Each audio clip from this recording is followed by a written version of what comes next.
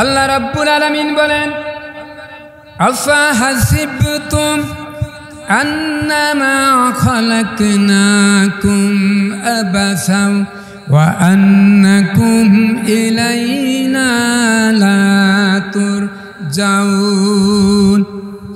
এই পৃথিবীর মানুষ কি ভেবেছে নাকি তাদেরকে মৃত্যুর পর তাদের কার্যকলাপের হিসাব হবে না, নিকাশ হবে না, আর এমনি এমনি ছেড়ে দিব তা হবে না?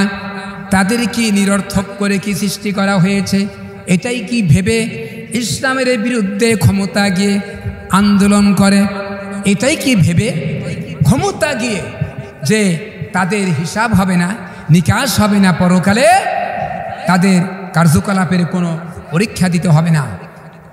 এটাই জেনে বুঝি তারা ক্ষমতা গিয়ে ইসলামের বিরোধিতা করছে, আলেমদের বিরোধিতা করছে, যুবক ছাত্রদের পাইকারি হারে পাখির মতো গুলি করে হত্যা করছে, যে আমাদের আর কোনো বিচার হবে না।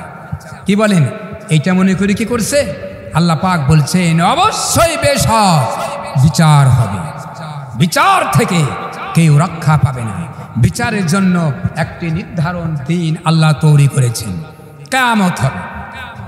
আল্লাহ পাক বলেন, ইযাস সামাউ ফাতারাত ওয়া ইযাল কাওয়াকিবুন তাসারাত ওয়া ইযাল বিহারু ফুজ্জিরাত ওয়া ইযাল কুবুরু বুসিরাত। কিয়ামত অনুষ্ঠিত হয়ে যাবে, আকাশগুলি তুলার মতো উড়তে থাকবে, তারকাগুলি সব বিক্ষিপ্ত হয়ে ছিটকে পড়তে থাকবে, পাহাড়গুলি সব ধীর্ণ বিদীর্ণ হয়ে যাবে, পরিচালিত করা হবে, পাহাড় থাকবে না, আর কবরের মানুষগুলি সব বেরিয়ে আসবে। শুধু তাই না, ওই কিয়ামতের বিভীষিকা দেখে মানুষেরা দৌড়াতে থাকবে। আল্লাহ পাক কোরআনে বলেন, ওয়ায়াকুলুল ইনসানু ইয়াউমা ইযিন আইনাল মাফার। মানুষেরা দৌড়াতে থাকবে আর বলবে কোথায় যাব, কোথায় ভাগবো। আল্লাহ পাক বলবেন, কাল্লা লা ওয়াযার ইলা রাব্বিকা ইয়াউমা ইযিনিল মুস্তাকার। না, ভাগার জায়গা নাই, পালাবার জায়গা নাই, যেখানেই যাও সেখানেই তোমার প্রভুর আশ্রয় ছাড়া কোনো আশ্রয় নাই। জোরে বলেন ঠিক কিনা? মৃত্যু যখন আসে, আজরাইল যদি আসে, পৃথিবীর যে রাষ্ট্রে যান পালায় থাকেন, আজরাইল মৃত্যু ঘটাবার জন্য সেখানেই যাবে। জোরে বলেন ঠিক কিনা? আওয়ামী লীগ সরকারের প্রধানমন্ত্রী পালিয়ে ভারতে গেলেও সেটাও ভারত কার? আল্লাহ পাকে। ব্রিটেন কার? ব্রিটিশ কার? আল্লাহ পাকে। পৃথিবীতে যত রাষ্ট্র, মহারাষ্ট্র, দেশ প্রদেশ রয়েছে পৃথিবীতে, সবগুলি আল্লাহর নিয়ন্ত্রণে চলছে। জোরে বলেন ঠিক কিনা? কেবল মানুষ নিয়ন্ত্রণ মানতে চায় না। আল্লাহ পাক এরপরে বলেন, আফা গায়রা দীনিল্লাহি ইয়াবগুন ওয়া লাহু আসলামা মান ফিস সামাওয়াতি ওয়াল আরদ তাওআন ওয়া কারহা। আল্লাহ পাক বলেন, আকাশের নিচে জমিনের উপরে যা কিছু আছে সকল কিছু আমি আল্লাহ রব্বুল আলামিনের আনুগত্য করে। আকাশ এবং জমিনের নিচে যা কিছু আছে সকল কিছু আনুগত্যের বস্তু আমি আল্লাহ রব্বুল আলামিনের সামনে ওরা মাথা নত করে দিয়েছে। তাল গাছে বেল হয় না, বাদামি গাছে আম হয় না, কাঁঠাল গাছে জাম হয় না, যার যার ফল সেটাই হচ্ছে যার যার গাছে। জোরে বলেন ঠিক কিনা? সুন্দরবনের ভিতরে গেছেন আপনারা কোনোদিন? চিড়িয়াখানার ভিতরে বাঘ আটকানো আছে, অনেক দিন ধরে না খায়া দুর্বল। চিড়িয়াখানার ভিতরে দুর্বল বাঘ আমরা দেখছি। যারা সুন্দরবনে গেছেন, সুন্দরবনের ভিতরে দেখেন একদম শক্তিশালী তাজা বিভিন্ন পশু পাখি খায়া তরুতাজা শক্তি হয়েছে। এই বাঘগুলির সামনে যদি কোন মানুষ একবার পড়ে যায়, নজরে আল্লাহর কসম করে বলি ওই বাঘের হাত থেকে সে রক্ষা পাবে না। হোক প্রধানমন্ত্রী, হোক স্বরাষ্ট্রমন্ত্রী, হোক আলেম, হোক হাফেজ, হোক বিশ্বাস, ও চেনে না। সঙ্গে সঙ্গে কাজ হলো তাকে ধরে ফেলা বা খেয়ে ফেলানো। কিন্তু ওরা আইন মানে কার? আল্লাহ। আইন মানে দেখেই ওরা ওখানেই অবস্থান করছে।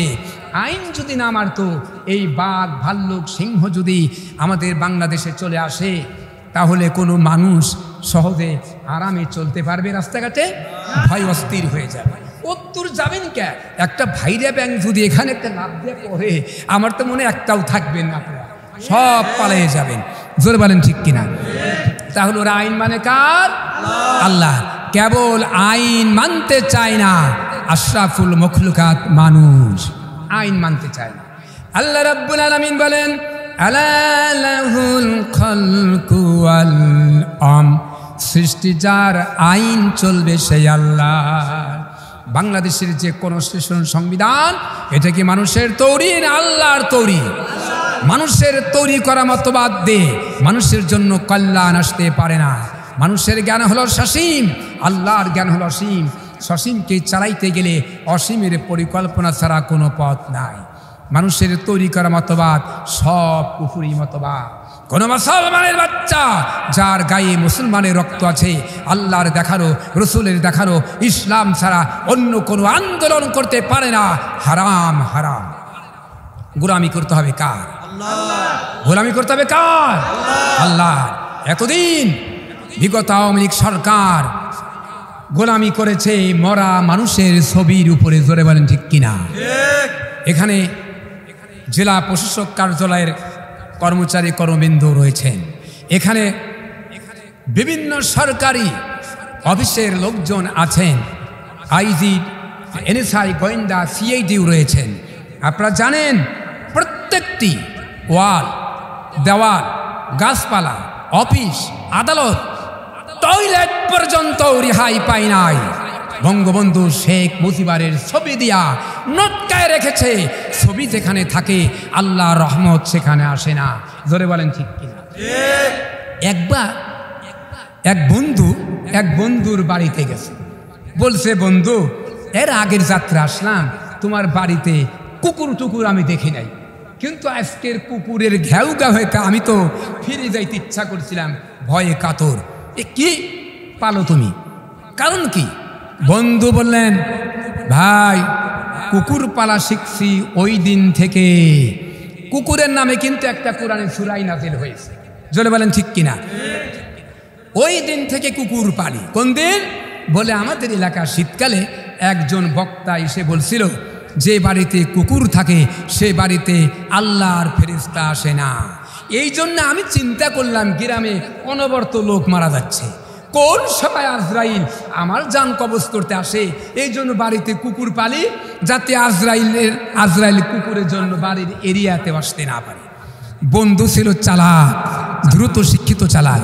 বন্ধু বলল, ভাই এই জন্যে? বলে হ্যাঁ।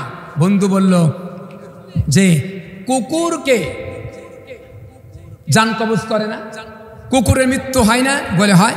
বলে তোমাকে যদি জান কবজ করতেই হয়, কুকুরকে মৃত্যু ঘটায়া, মৃত্যু যখন কুকুরের হবে তারপরে তোমার জান কবজ করবে। চিন্তা করো না, আল্লাহর নবীর মতো মানুষ, সুপার কোয়ালিটির নেতা আল্লাহর হাবিব রসুল পাক সাল্লাল্লাহু আলাইহি সাল্লাম দুনিয়া থাকতে পারে নাই, মৃত্যুর বুক স্বাদ ত্যাগ করতেই হয়েছে। আর তোমার মতো সলিমুদ্দিন ফেরেশতা ফিরে যাবে, এটা অসম্ভব। এই জন্য আমরা যেখানেই থাকি, মৃত্যু আমাদের সেখানেই ধরবে। অতএব আমাদের আমলগুলি গড়াতে হবে। আমল যদি খারাপ হয় তাহলে আমরা আল্লাহর কাছে বাঁচতে পারব না। এই জন্য আল্লাহ পাক বলেন, আমাইয়াবতাগি গায়রাল ইসলামি দীনান ফালাই ইউকবালা মিনহু ওয়া হুয়া ফিল আখিরাতি মিনাল খাসিরিন। যে বাজারা আমার দেওয়া জীবন ব্যবস্থা ছেড়ে দিয়ে, আমার দেওয়া জীবন ব্যবস্থা ছেড়ে দিয়ে, ইসলাম ছেড়ে দিয়ে মানুষের তৈরি করা মতবাদ বা অন্য কিছু মানতে চায় ওদের থেকে আমি আল্লাহ গ্রহণ করব না, নিশ্চিতভাবে ক্ষতিগ্রস্তর মধ্যরা সামিল হয়ে যাবে। তাই তো আমরা দেখলাম আওয়ামী লীগ সরকার আল ইসলাম বাদ দিয়া ইসলামের বিরুদ্ধে আন্দোলন করে সংসদে পাশ করে মানুষের তৈরি করা মতবাদ, ধর্মনিরপেক্ষ মতবাদ কায়েম করতে চেয়েছিল। এই জন্য আজকে তারা নিশ্চিহ্ন হয়ে গেল, ক্ষতিগ্রস্তর মধ্যে তারা সামিল হয়েছে। জোরে বলেন ঠিক?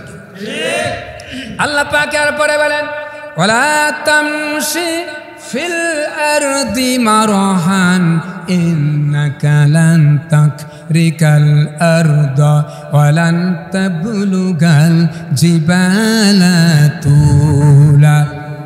আল্লাহ পাক বলেন, ও পৃথিবীর মানুষ, অহংকারের পতন ফেলে হেঁটো না।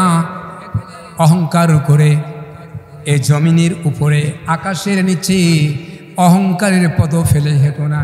অহংকার করে পাহাড়ের উচ্চতাও ছাড়িয়ে যেতে পারবে না।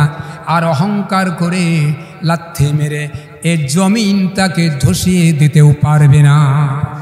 অহংকার করেছিল আবু জাহেল, অহংকার করেছিল ফেরাউন, অহংকার করেছিল নমরুদ, তাদেরকে আল্লাহ পাক নিশ্চিহ্ন করে দিয়েছেন।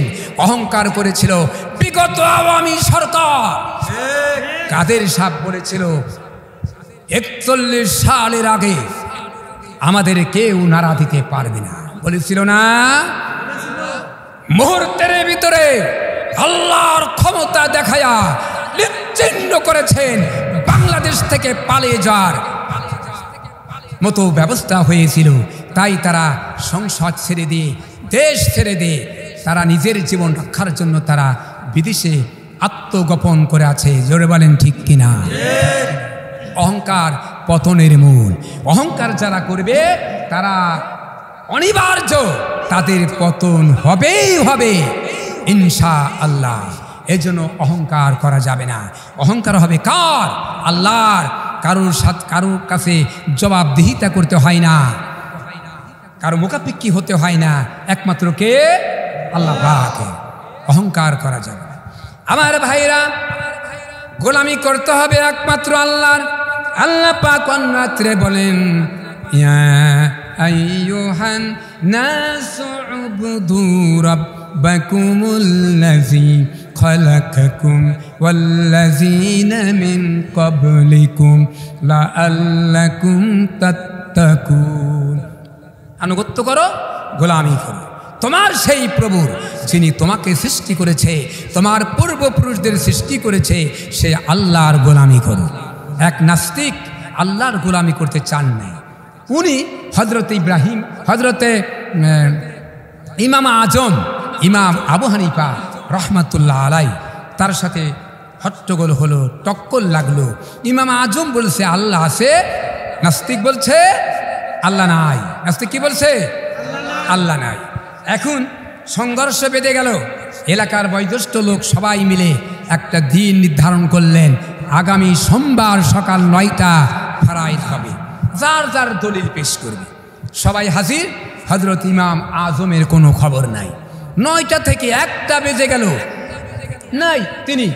তখন নাস্তিক বললেন, যার জবান ঠিক নাই, মানুষকে কষ্ট দেয় টাইম দিয়ে, তার সাথে আমার কি আলোচনা, আমি বসতে পারি না। এমন সময় হঠাৎ করে ইমাম আজম, ইমাম আবু হানিফা রহমাতুল্লাহ হাজির হয়ে গেলেন। নাস্তিক বললেন, তোমার সাথে আমার কোনো কথা হবে না, প্রমাণাদি হবে না। কেন? বলে তুমি মানুষ কষ্ট দাও, তোমার জবানেরই ঠিক নাই, টাইমের ঠিক নাই। ইমাম আজম আবু হানিফা বললেন, শোনো, আমি টাইম মতো রওনা দিয়েছি আসার জন্য, যথাসময় এখানে পৌঁছবো বলে, কিন্তু রাস্তা চলতে আমার সামনে পড়ে গেল একটা নদী। তখন আমি চিন্তা পড়ে গেলাম, আমি নদীটা পার হব কেমনে? সাঁতার জানি না, নৌকা, লঞ্চ, স্টিমার নাই। চিন্তা করতে করতে তাকাই দেখি একটা গাছের ফল উড়ে এসে আমার পায়ের কাছে পড়ে গেল। হঠাৎ করে তাকায় দেখি ফলটা একটা চারা গাছে পরিণত হয়ে গেল। শাখা প্রশাখাতে বিরাট এরিয়া চেয়ে নিল। একটা কুড়াল আসলো, গাছের গোড়া কাটা শুরু করলো, গাছ পড়ে গেল। একটা করাত আসলো, এই করাতটা এসে গাছ ফেরে চিরে তক্তা তৈরি হয়ে গেল। এরপরে দেখলাম তক্তা হয়ে গেছে। একটা হাতুড় আসলো, আর আসলো কিছু লোহা, এইটাতে পিটাইয়া নৌকা তৈরি হয়ে গেল। এই নৌকা চড়ে আসতে যতখানি আমার দেরি হয়ে গেছে। নাস্তিক বলছে, সর্বনাশ, এতদিন তো ভাবছিলাম তুমি আধা পাগল, আর এখন না বুঝলাম তুমি ফুল পাগল। বলে কেন? বলে কুড়াল একা কি কাটতে পারে গাছ? করাত কি একলা চিরতে পারে, তক্তা করতে পারে? হাতুর তার কাটা মেরে একা কি নৌকা বানাতে পারে? মিস্ত্রি লাগে। হযরত ইমাম আজম আবু হানিফা বললেন, তোমার উত্তরটাই আমি দিচ্ছি, তোমার উত্তরে জাল তুমি নিয়ে নাও। একটা নৌকা বানাতে, একটা গাছ কাটতে যদি লেবার লাগে, একা একা হয় না। তাহলে বিশাল একটা পৃথিবী, খুঁটি ছাড়া, কলাম ছাড়া বিরাট আকাশ দাঁড় করে রেখেছে। যিনি সৃষ্টি করেছেন মেহনত করে, এর পিছনে যিনি রয়েছেন এই পৃথিবী সৃষ্টির ব্যাপারে, তিনি হলেন আল্লাহ রাব্বুল আলামিন। নাস্তিক পড়ে গেল, বলল, হুজুর আমাকে ক্ষমা করবেন, আমার ভুল ভেঙে দিয়েছেন, আমার চোখ কান খুলে দিয়েছেন, আমি নাস্তিক থাকলাম না, আমি মুসলমান হয়ে গেলাম কালেমা পড়ে, লা ইলাহা ইল্লাল্লাহু মুহাম্মাদুর রাসূলুল্লাহ। তাহলে গোলামি করতে হবে কার? আল্লাহ।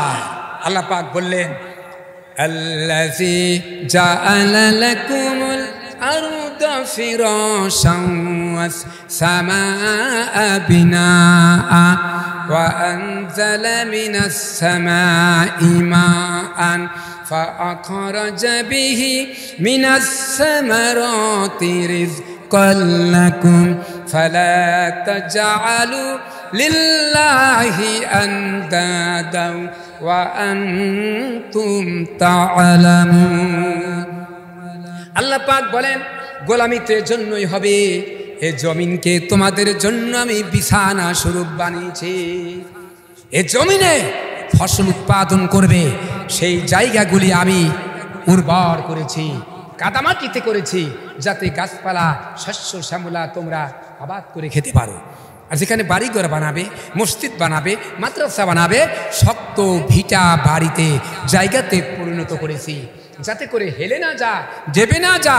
এই জন্য বাড়িঘর বানাবার জন্য উঁচা ভিটা শক্ত মাটিতে পরিণত করেছি। সুবহানাল্লাহ।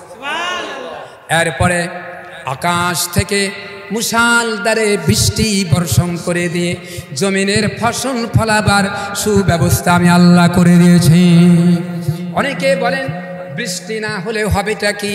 পুকুরের পানি আছে, খাল বিলের পানি সিঁচে আবাদ করব, বিলের পানি সিঁচে আবাদ করব। আল্লাহ পাক ওই ব্যক্তিদের সম্পর্কে আল্লাহ বলছেন, কুল আরাআইতুম ইন আসবাহা মাউকুম গাওরান ফামান ইয়াতিকুম বিমাইম মাইন। বলো দেখি, সবে শুকাইয়া যদি যায় এই জমিনের পানি, তাহলে হেথায় তটুনির ধারা কে দিবে সবারে আনি। পুকুরের পানি যদি শুকায় যায়, খাল বিলের পানি যদি শুকায় যায়, নদী নালার পানি যদি শুকায় যায়, জমিনের পরতে পরতে যে পানি আছে এ পানি যদি শুকায় যায়, তাহলে মরা গাঙ্গে আবার নতুন করে কে পানির বান ডেকে আনতে পারে? পারবে কেউ? আল্লাহ ছাড়া পারবে? কেউ পারবে না। অতএব গোলামি হতে হবে কার? আল্লাহর গোলামি ছাড়া আর কারুর গোলামি করা চলবে না। মুসলমান গোলামি করতে পারে একমাত্র আল্লাহ। জোরে বলেন ঠিক? আল্লাহ পাক বলেন, আম্মান খালাকাস সামাওয়াতি ওয়াল আরদা ওয়া আনজালা লাকুম মিনাস সামাই মাআন। এই আকাশ, এ জমিন কে সৃষ্টি করেছে? আকাশ থেকে মুষলধারে কে বৃষ্টি বর্ষণ করলেন? কে বৃষ্টি বর্ষণ করলেন? আকাশ বানালেন, আর সমুদ্রের লবণাক্ত পানিগুলি উত্থিত করে মেঘমালায় পরিণত করে তার থেকে মিষ্টি পানির বৃষ্টি বর্ষাইয়া এ জমিনকে উর্বর করে জমিনের ফসল ফলাইয়া কে তোমাদের খাওয়ালে? আইলাহুম মা আল্লাহ বাল হুম কওমুন ইয়াদিলুন। আল্লাহর আকাশ সৃষ্টির ব্যাপারে, জমিন সৃষ্টির ব্যাপারে, মানুষ সৃষ্টির ব্যাপারে, পশু পাখি সৃষ্টির ব্যাপারে, গাছপালা সৃষ্টির ব্যাপারে আর কোনো ইলা আছে? আল্লাহ পাক বলেন আমার কোনো লিবার লাগে না, সহযোগী লাগে না, আমি এগুলি একা একা করি। আল্লাহ পাক এরপরে বলেন আম্মান জাআলাল আরদা কারারাও ওয়া জাআলা খিলালাহা আনহারা ওয়া জাআলা লাহা রাওয়াসিয়া ওয়া জাআলা বাইনাল বাহরাইনি হাজিজা। আল্লাহ পাক বলেন এই জমিনে বহু নদ নদী প্রবাহিত করেছি। আজকে তোমরা ছোট ছোট খাল বানাও, পুকুর বানাও, তাই দিয়ে বাহাদুরি করো, কিন্তু সমুদ্র আর মহাসমুদ্রকে কেটেছে, তোমরা কেউ কাটো নাই। খাল বানিয়েছি, পুকুর বানিয়েছি, ছোট ছোট খাল কেটে কেটে তোমার বাড়ির দরজা পর্যন্ত মিষ্টি পানির সাপ্লাই আমি আল্লাহ করে দিয়েছি। সুবহানাল্লাহ। টিউবওয়েল বসান, পাইপ বসান, সুস্বাদু ডিস্টিল ওয়াটার মিষ্টি পানি বেরিয়ে আসবে। জোরে বলেন ঠিক কিনা? আবার তরমুজের ভিতরে লাল মিষ্টি রস আল্লাহ বান্দার জন্য পানি আকারে রেখেছে। শুধু তাই নয়, আবার নারকেল গাছ বানিয়ে, নারকেল গাছের মাথায় ডাব বানিয়ে, ওই ডাবের ভিতরে মিশ্রি বা চিনি ভিজানোর মতো করে শরবত বানিয়ে আল্লাহ তার বান্দারে খাওয়াচ্ছে। সুবহানাল্লাহ। সেই আল্লাহর গোলামি করতে হবে। ওয়াজআলা খিলালাহা আনহারা ওয়াজআলা লাহা রাওয়াসিয়া ওয়াজআলা বাইনাল বাহরাইনি হাজিজা। এরপরে আমি আল্লাহ রাব্বুল আলামিন এই পৃথিবীতে দুইটি নদ নদীর ভিতরে আমি কি করেছি, মিঠা পানি আর নোনা পানি যাতে মিলে যেতে না পারে, এই জন্য পানি যাতায়াত করতেছে। ওয়াজআলা খিলালাহা আনহারা ওয়াজআলা লাহা রাওয়াসিয়া ওয়াজআলা বাইনাল বাহরাইনি হাজিজা। যমুনার মিষ্টি পানি, শীতলক্ষা নদীর পানি মিষ্টি, এই পানিগুলি জোয়ারের টানে সব ঢুকে গেল বঙ্গোপসাগরের লবণাক্ত পানির এলাকা। আবার লবণাক্ত বঙ্গোপসাগরের পানিগুলি ভাটির টানে সব ঢুকে পড়লো মিষ্টি পানির এলাকা। ঢুকে মিষ্টি পানিরে লবণাক্ত করতে পারে নাই, আর লবণাক্ত পানিরে মিষ্টি আকার ধারণ করাতে পারে নাই। দেখার মতো কোনো দেখার মতো কিচ্ছু নাই। আল্লাহ বলেন হাজেজ বানিয়েছি, হেজাজ বানিয়েছি। এরপরে আমি কি করেছি, চলবান দুইটি নদীর মাঝখানে পার্টিশন করেছি, এভাবে করে মিলে যেতেছে, কিন্তু লবণাক্ত পানি আর মিঠা পানি এক হয় না, পৃথক থাকে, দেখা যায় না। এরপর আমি কি করেছি, এই জমিন যদি তোমাদেরকে নড়াচড়া করে তোমাদের সমস্যা হবে, নড়াচড়া করতে না পারে, এই জন্য এই জমিনের উপরে বিরাট বিরাট পাহাড় দিয়ে আমি চাপা দিয়েছি, প্যারাকের মতো গেড়ে দিয়েছি, ব্যালেন্স অফ পাওয়ার করে দিয়েছি, যাতে নড়াচড়া করতে না পারে। এত কিছু যে আল্লাহ করলেন বান্দার জন্য, বিনা চিঠিতে, বিনা আবেদনে, সেই আল্লাহর গোলামি ছাড়া কোনো পথ নাই মুসলমানের জন্য। ধরে বলেন ঠিক কিনা? আল্লাহর দিন জমিনে কায়েমের জন্য সাহাবা কিরাম জীবন দিয়েছেন। আমরা দেখতে পাই হযরতে সুমাইয়া রাদিয়াল্লাহু তাআলা আনহা নির্মমভাবে তাকে হত্যা করা হয়েছে কালেমা পড়ার অপরাধে। আমরা দেখতে পাই হযরতে হানজালা ইসলাম কবুল করার কারণে, কালেমা তাইয়্যিবা পড়ার কারণে তার কলিজাটা হেন্দাইন, কলিজাটা কামড়ায় কামড়ায় চুষে চুষে খেয়েছে। এরপর আমরা দেখি হযরতে খাব্বাব রাদিয়াল্লাহু তাআলা আনহু, তিনি ইসলাম কবুল করার কারণে, কালেমা পড়ার কারণে তাকে নির্যাতন করেছে। কোনো একদিন হযরতে ওমর ফারুক খলিফাতুল মুসলিমিন, আমিরুল মুমিনিন বললেন, ভাই খাব্বাব, কোনোদিন তো আমি দেখি নাই তোমার শরীরের ভিতরে বিভিন্ন জায়গা গর্তের চিহ্ন দেখা যায়, আগে দেখি নাই, কারণ কি? হযরতে খাব্বাব বললেন, ভাই ওমর, ইসলাম কবুল করার কারণে জালিম কাফের আমাকে নির্যাতন করেছে, এরপরে কালেমা যখন ছেড়ে দেয় নাই, তখন আগুন জ্বালাইয়া আংটা আগুনের উপরে আমাকে চিৎ করে শয়ে দিয়া পাথর দিয়ে চাপা দিয়েছে ওরা। আগুনে গোস্ত গুলা পুড়ে পুড়ে আগুন গুলি গোস্তের ভিতরে ঢুকে গিয়েছে, আর চর্বি আর রক্তগুলি আগুনে পুড়ে পুড়ে আগুন নিভাবার উপক্রম হয়েছে।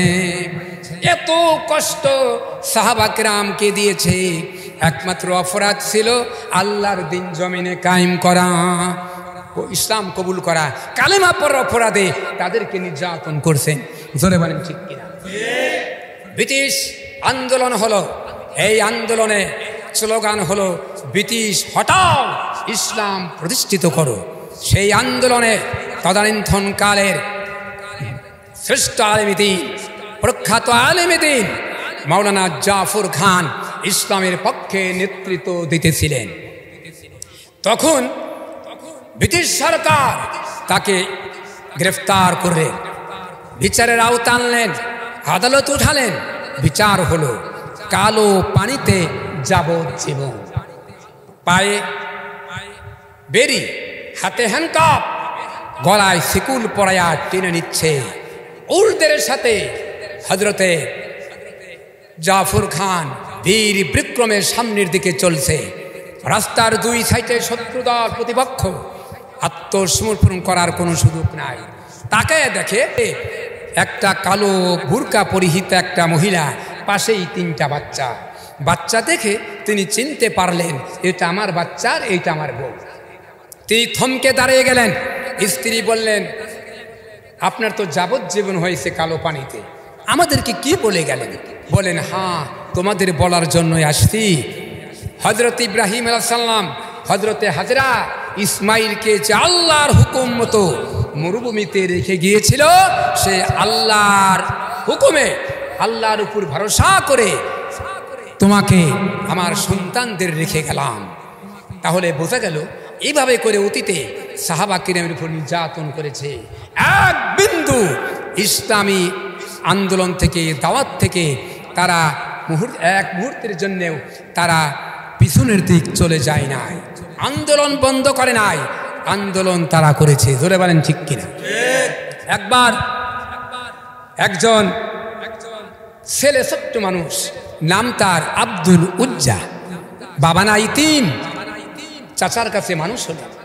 চাচা খাওয়া পড়া, চিকিৎসা, বাসস্থান সব করেছেন, গাড়ি বাড়ি দিয়েছেন।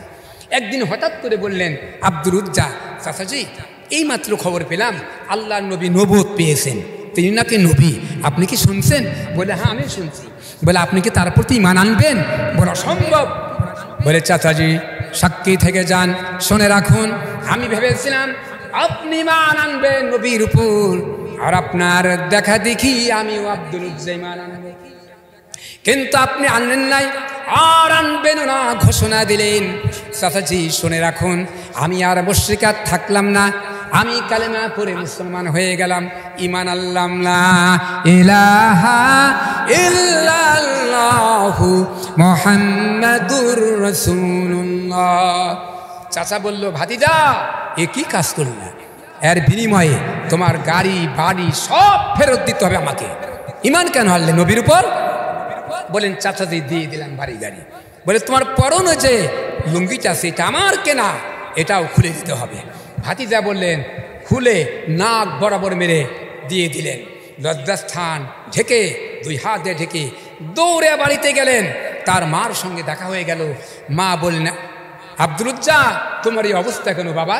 বলে, ঈমান আনার কারণে লুঙ্গি পর্যন্ত ছাড়তে হয়েছে। আমার কাছে কেন আসতো?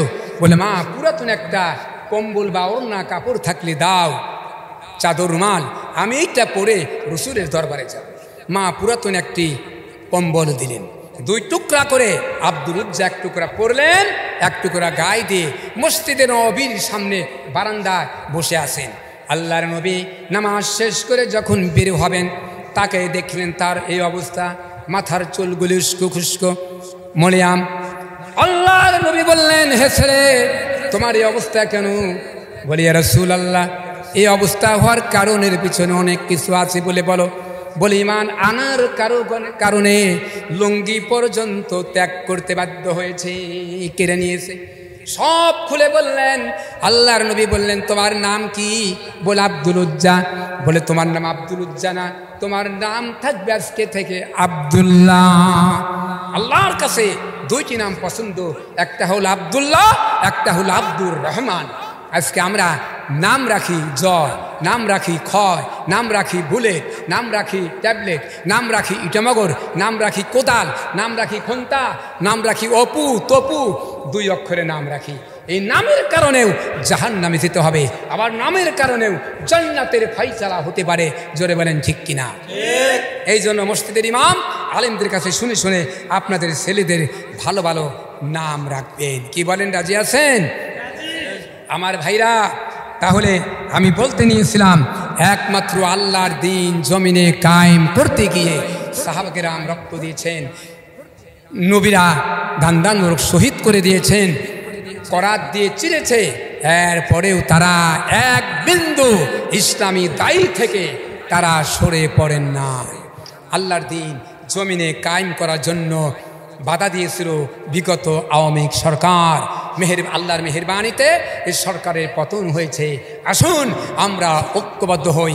আমি আলেমদের বলি, ইসলামী দলগুলির প্রতি উদারতা আহ্বান জানাই, আমরা ঐক্যবদ্ধ হয়ে জামাত ইসলামীর প্ল্যাটফর্মে এসে তাদের সাথে কাঁধে কাঁধ মিলে আল্লাহর দিন জমিনে কায়েম করতে পারি। কারণ অন্যান্য দলের শিকড়বিহীন, অন্যান্য দলের মূলবিহীন, অল্পতেই আঘাতেই স্থান পরিবর্তন করে, যেমন শাপলা চত্বরে সাক্ষী। এই জন্য জামাত ইসলামী এমন একটি দল যে দলের মূল হলো কালেমা তাইয়্যিবা। জামাত ইসলামের মূল হলো ইসলাম কোরআন। এই মূল মাটির অনেক নিচে চলে গিয়েছে, এই মূল উৎখাত করা যাবে না। মাটির কালেমা তাইয়্যিবার মূল শিকড় মাটির অনেক নিচ দিয়ে সাতবক আকাশ পাড়ি দিয়ে আল্লাহর আরশে পৌঁছে গেছে, এটাকে উৎখাত করা যাবে না। এই জন্য আসুন আমরা ঐক্যবদ্ধ হই। আল্লাহর দিন জমিনে কায়েমের জন্য সকল দলকে ঐক্যবদ্ধ হওয়ার আহ্বান জানিয়ে আমি আমার বক্তব্য আজকের মতো এখানেই শেষ করছি। আল্লাহ হাফেজ। বাংলাদেশ জিন্দাবাদ, জামাত ইসলামী জিন্দাবাদ। আসসালামু আলাইকুম ওয়া রাহমাতুল্লাহি ওয়া বারাকাতুহু।